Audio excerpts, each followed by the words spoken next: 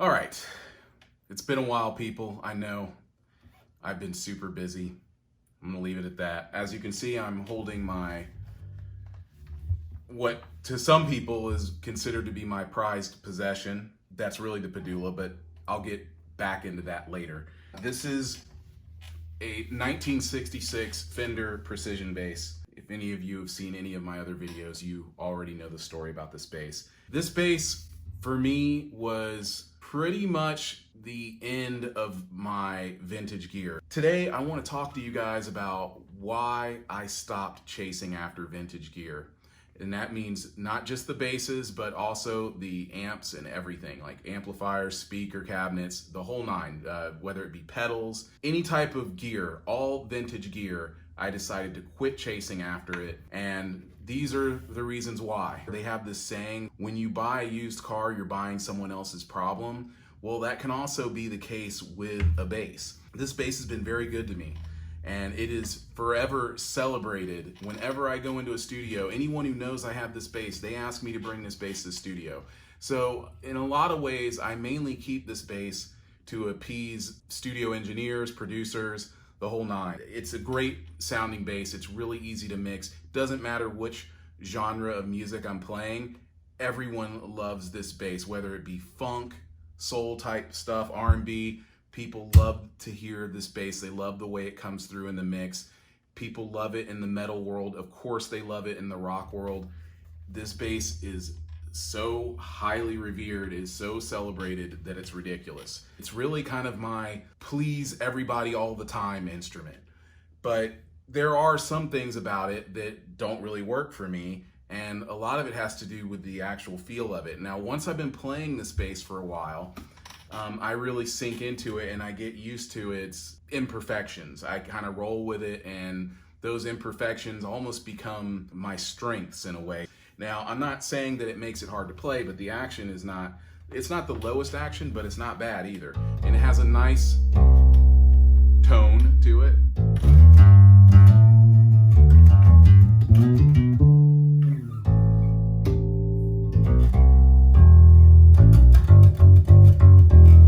You'll hear all these people all the time, get an old P bass, get an old jazz bass, get an old bass. They're really missing out on a lot of things. The number one thing, once again, there's no telling where that bass has been. It could have suffered some sort of water damage, heat damage. It could have been put on an aircraft and someone didn't detune it before it was shipped or flown somewhere. There are all sorts of things that can go wrong with an old bass or a bass that you don't know where it's been. And that is reason number one why I think that most people should think again before going and spending countless amounts of money on vintage gear. Back in my day, when I claimed this bass, it was basically going for $2,000. You would not be able to find this type of bass for $2,000 today. They're overpriced. They're grossly overpriced and a bit overrated on top of that. Another thing about these instruments, especially if it's made by the same company, they sound pretty close. Like, this is a 2007 Fender jazz bass made in Mexico. And I mean, now the strings are not as dead as they are on that other bass, but that's what gives it character.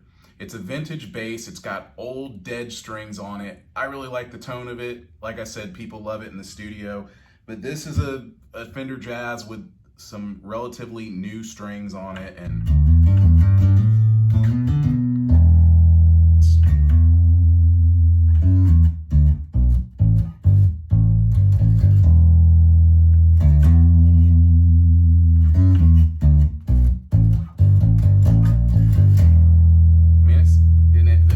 slap tone to it.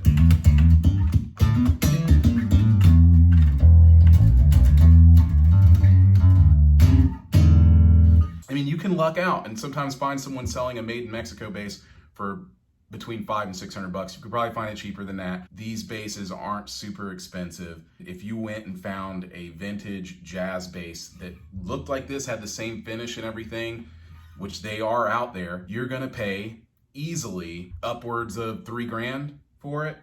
That's not worth it, people. Just get a brand new instrument and you'll be fine from there. Another reason I got tired of chasing after vintage gear was the anxiety of it all. They kind of belong in museums or collectors' auctions or something like that. Another reason why I stopped chasing after vintage gear is because if they could have made it better, they would have. I mean, like this instrument here. Right now, this is my go-to instrument. I play this bass more than any of my other basses right now. Sometimes I'll play the fretless a lot, but I really enjoy playing this bass, and part of the reason I enjoy playing it so much is because it's super easy to play. It just has this beautiful action to it. It's really easy to run it, and maybe I'll demonstrate something for you. I mean, first of all, it's really easy to run it, like, and sweeps are very easy. I mean, it's super easy to play. It's like playing an Ibanez guitar. It's an Ibanez bass, of course, but very easy to play. It's not as hot as the other instruments, but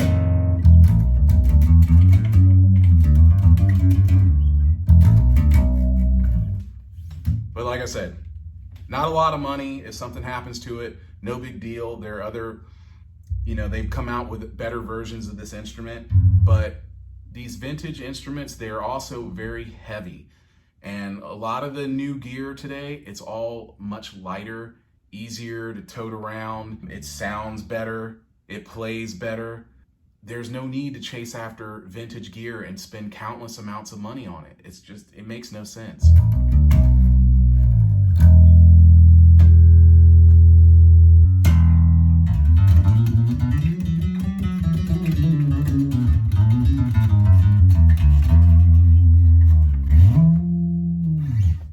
My final point, buy your instruments brand new, or just buy that one that's special to you, that you really want. Buy it, take really good care of it, and just wait a while, because that instrument will become a vintage instrument as well. I mean, I look at it like this. The 1966 P bass, I got it in the year 2000. At the time, it was 34 years old. But my Padula, which I got in 1992, but it was in 1989. I did get it brand new, but it's now worth a lot more. It's worth over 5 times what I paid for it. This is why I quit chasing vintage gear. In summary, find what works best for you. Don't be so obsessed with the price of that instrument. It's not going to make you any better of a player. Will it change your sound or make your sound any better? In some cases it will, but that's what the studio is for, and plenty of studios, I've seen it before, they do have instruments in there. This is not anything that I've actually done, but I've seen it. Every recording, every studio session I've ever done, I have always been the supplier of the bass. Not only the bass playing and the music and all that, but also I have been the one to furnish my instrument and the gear that was brought in to record. That's just the way I do it. Not everyone does it that way. Either way, I have some recordings I'm very proud of that were done with modern instruments at the time, mainly my Music Man Stingray Duo. Those were great. Even the Padula recorded really well.